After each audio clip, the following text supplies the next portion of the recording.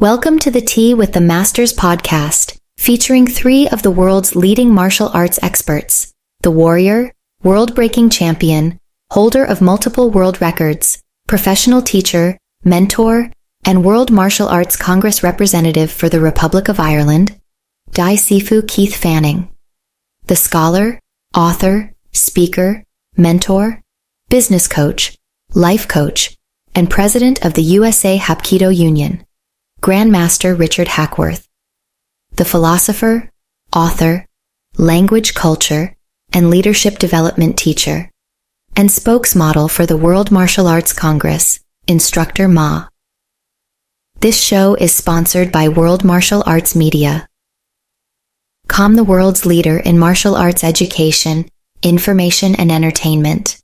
We invite you to like and share this video with your friends, and subscribe to this channel so that you never miss an exciting episode. Now let's get on with the show. Hi, Sifu Keith Fanning here, Grandmaster and founder of the Blue Dragon Martial Arts and Combat System. Welcome to my segment of the Tea with the Masters podcast. On this segment I wanted to talk to you about coming back to training after maybe a short period, medium period. You know, people come back to training after a break, maybe from injury, maybe just a break from training because of life commitment, work commitment, family commitment. But what they forget is that while it's taken you 6 months to get your body to a particular level, whether it's with your exercise regime, you know, your cardio, your flexibility, your kicking, you lose it after 3 weeks of not using it. And it goes back to the old saying, use it or lose it. So when you come back to training, people have this thing, they might have only been off for a month, maybe 2 months. You know, I was able to do this, and they find that they jump back in at the deep end and suddenly they're sore beyond what they thought would be possible the next day. They also get pulled muscle strain, tendons. So you got to really look at easing yourself back in gently. One of my old masters used to say, take every 3 weeks that you've been off, and now you get an idea of how far you've gone. So if you've been off for 2 months, you're almost, let's say 8 weeks, you're almost 9 weeks, that's 3 times. So it's going to take you 3 weeks to get back into some form of regular training where it's not going to hurt as much. So his equation on it, if you like, was for every 3 weeks it's going to take you 1 week to get back. Now, that being said, some people, like my students, we train more than twice a week. We train for more than 1 hour per class. So the regime kind of comes back a little bit quicker. And again, the more you put in, the more you get out. There's a lot of old sayings and analogies and everything. So, but we take, for example, I took a month off a couple of years ago. I can't exactly remember when. I think it was the start of COVID. I was only doing some garden workouts, and then I was still working, so work took over. But after that 3 weeks, I remember my first session back thinking, oh yeah, this will be easy, it's only been 4 weeks. I'd forgotten everything I'd been told. So now, the following morning, I went to get out of bed, my abs were sore, inside my legs were sore, my hamstrings were killing me. These are simple things, and I didn't do much of a workout. It wasn't a high intensity workout, but it was a volume workout. And again, these are some of the things that people need to look at, you know, on your return. I know a lot of people who are starting to return to training now. The life-work balance has settled down a little bit, and you know, one guy in particular, he's 59, he'll be 60 this year. He's coming back to training with me. I'm going to have to work with him at a slower rate just to get his body back so that he won't quit. I think this time of year, you know, we're talking between Christmas and New Year, people are making plans for the new year. Oh yeah, I'm coming back training, I'm going to. But what happens is they jump in and they do too much in the first week. They do too many sit-ups, too many push-ups, too much barbell work, whatever. But they become sore. The soreness then, they're too sore to go back to training, so they take a day off. Now they've already broken their New Year's resolution. They've now broken the pattern. They've broken what was set to be the new habit. I'm not just talking about New Year's resolutions. I'm actually talking in general. If you're going back to training after a time off, allow for the fact that you're going to be sore, so you must ease your way back in.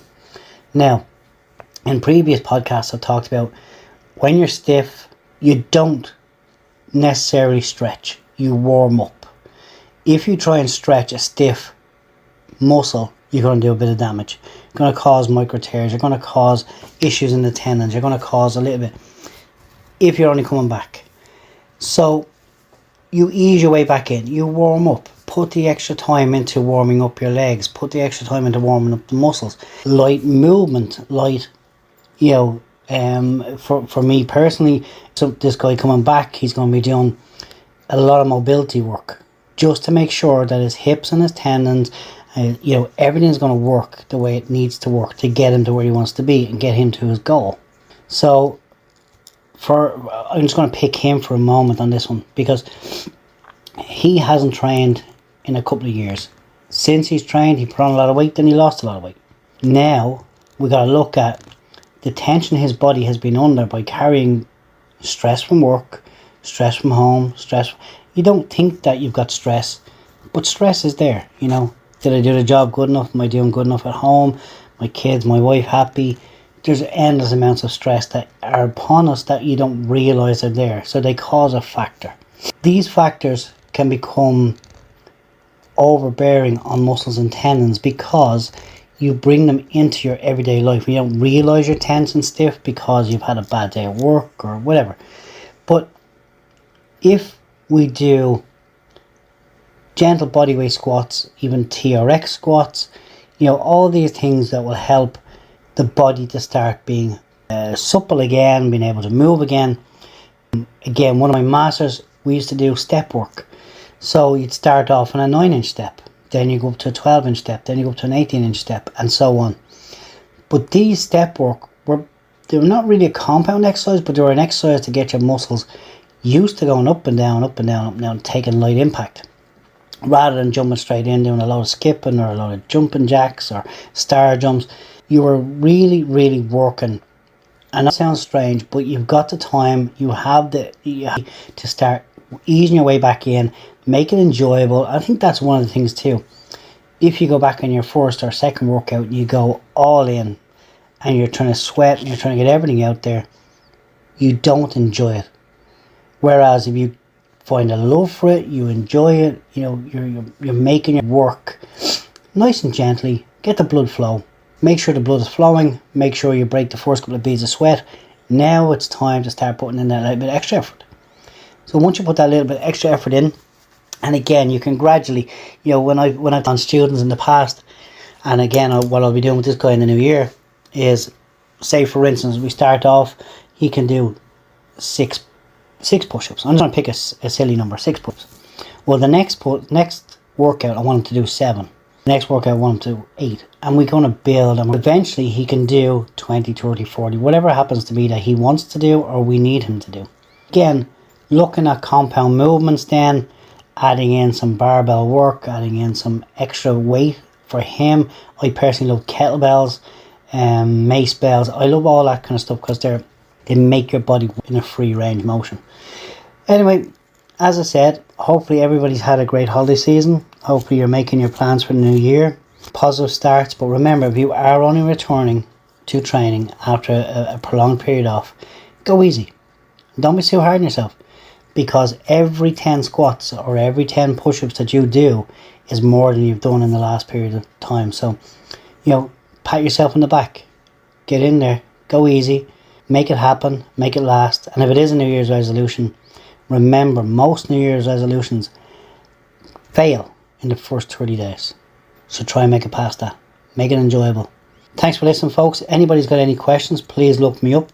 sifufanning.com. You've also got sifufanning@gmail.com. And then you've got me all over social media. Just look up Sifu Fanning, you'll find me, okay? Great to hear from you guys, and I look forward to future events and future segments. Thanks for listening. As a martial arts instructor, you are dedicated to your students and your craft.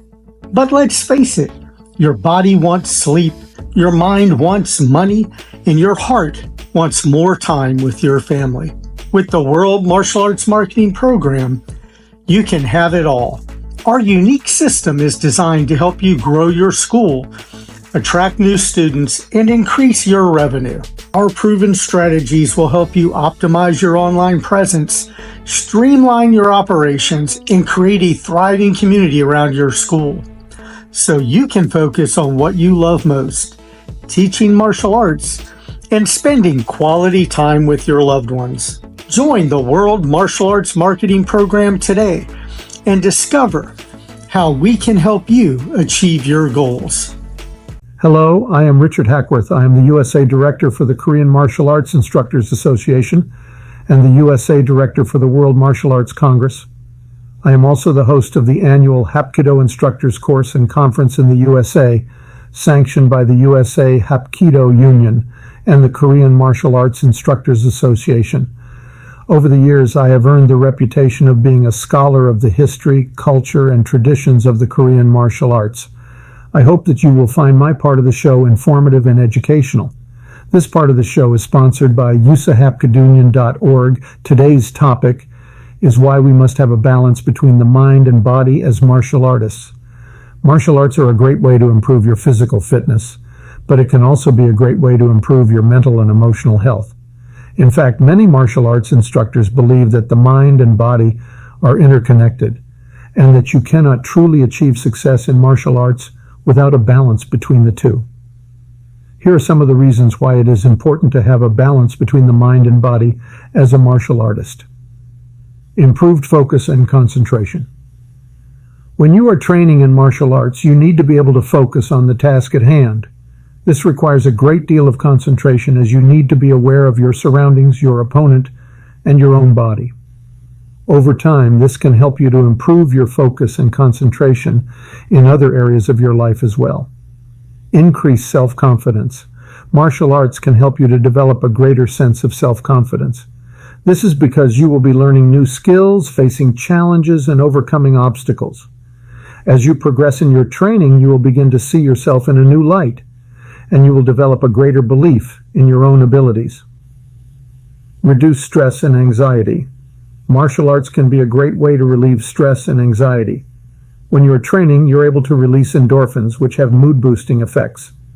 Additionally, martial arts can help you to develop coping mechanisms for dealing with stress and anxiety. Improve physical health. Martial arts are a great way to improve your physical health. It can help you to lose weight, build muscle, and improve your cardiovascular health. Additionally, martial arts can help to improve your flexibility, coordination, and balance. As you can see, there are many reasons why it is important to have a balance between the mind and body as a martial artist. If you are looking for a way to improve your physical, mental, and emotional health, then martial arts is a great option for you. How to achieve a balance between the mind and body. There are many things that you can do to achieve a balance between the mind and body as a martial artist. Here are a few tips. Be consistent with your training. The more you train, the better you will become at martial arts. However, it is also important to listen to your body and rest when you need to. Focus on your breathing. Breathing is essential for martial arts, as it helps you to stay calm and focused. When you are training, pay attention to your breathing and make sure that you are breathing deeply and evenly. Meditate. Meditation can help you to improve your focus, concentration, and self-awareness. It can also help you to reduce stress and anxiety. Practice mindfulness. Mindfulness is the practice of paying attention to the present moment without judgment. This can be done through meditation, yoga, or simply by taking a few minutes each day to relax and focus on your breath. By following these tips, you can achieve a balance between the mind and body and become a more successful martial artist. We can clearly see that martial arts are a great way to improve your physical, mental, and emotional health. However, it's important to remember that the mind and body are interconnected. If you want to achieve success in martial arts, you need to have a balance between the two. By following the tips in this article, you can achieve this balance and become a more successful martial artist. I want to personally thank you for supporting today's show. I invite you to join the Korean Martial Arts Instructors Association today. Share your thoughts and experiences in the comments below. Remember, the journey to the heart of Hapkido begins with a single step. Get started today. Don't go away. We will be right back after a word from our sponsors. If you practice Taekwondo, Tongsudo, Hapkido, Judo, or any other Korean martial art, you will find the top experts in the world in our community at facebook.com/groups/Korean martial arts. We invite you to join today. Martial Arts Lifestyle 365, the world's leading martial arts resource. Hello, I am Instructor Ma. I am the World Martial Arts Congress, Language, Culture, and Character Development teacher. This portion of the show is sponsored by worldmartialartscongress.cn. While you are here, be sure to subscribe to our channel. Hit the like button and share this video with a friend. It helps more than you know. Now on with the show. Today's topic is how learning self-control makes you a better martial artist. Martial arts are a discipline that teaches students how to defend themselves and to fight. However, it is more than just physical training. It is also a mental and emotional journey that teaches students how to control their thoughts, emotions, and actions. Self-control is one of the most important skills that a martial artist can develop. It is what allows them to stay calm and focused in a fight, to make sound decisions, and to avoid making mistakes. Here are some of the ways that learning self-control makes you a better martial artist. It helps you stay calm and focused under pressure. When you are in a fight, your adrenaline will be pumping, and your emotions will be running high. If you cannot control your emotions, you will be more likely to make mistakes. Self-control helps you stay calm and focused so that you can think clearly and make the best decisions. It helps you avoid making impulsive decisions. When you are angry or scared, it is easy to make impulsive decisions that you will later regret. Self-control helps you think before you act so that you can avoid making these kinds of mistakes. It helps you control your pain. When you are in a fight, you are likely to experience pain. If you cannot control your pain, it will distract you and make it difficult to fight effectively. Self-control helps you focus on the task at hand, even when you are in pain. It helps you develop mental toughness. Martial arts are a challenging discipline that requires a lot of hard work and dedication. If you cannot develop mental toughness, you will be more likely to give up when things get tough. Self-control helps you persevere in the face of challenges so that you can achieve your goals. It helps you develop a positive mindset. Martial arts teach students the importance of positive thinking. When you have a positive mindset, you are more likely to believe in yourself and to achieve your goals. Self-control helps you stay positive even when things are going wrong. In addition to these benefits, learning self-control can also help you in other areas of your life. It can help you improve your focus, concentration, and discipline. It can also help you deal with stress, anxiety, and anger. If you are interested in learning martial arts, I encourage you to focus on developing self-control. It is one of the most important skills that you can learn, and it will make you a better martial artist and a better person. Here are some additional tips for developing self-control through martial arts. Practice regularly. The more you practice, the better you will become at controlling your thoughts, emotions, and actions. Set realistic goals. Don't try to do too much too soon. Start with small goals and gradually work your way up to larger goals. Don't be afraid to ask for help. If you are struggling to develop self-control, talk to your instructor or another trusted person. Be patient and persistent. It takes time and effort to develop self-control. Don't give up if you don't see results immediately. With hard work and dedication, you can develop the self-control you need to be a successful martial artist. For more information on joining the World Martial Arts Congress or getting our character development program for your school, please visit our page at www.facebook.com/World Martial Arts Congress. If you got something from this video, and I certainly hope that you did, it would mean a lot to me if you liked and commented on this video. Thank you for watching. You have been enjoying the Tea with the Masters podcast, the world's foremost martial arts lifestyle podcast. On behalf of our show hosts, we thank you for watching and remind you to visit our sponsor, worldmartialartsmedia.com, the world's leader in martial arts education, information, and entertainment. We look forward to having you join us again next time. We love to hear from you, so please feel free to leave us some words of encouragement in the comments section.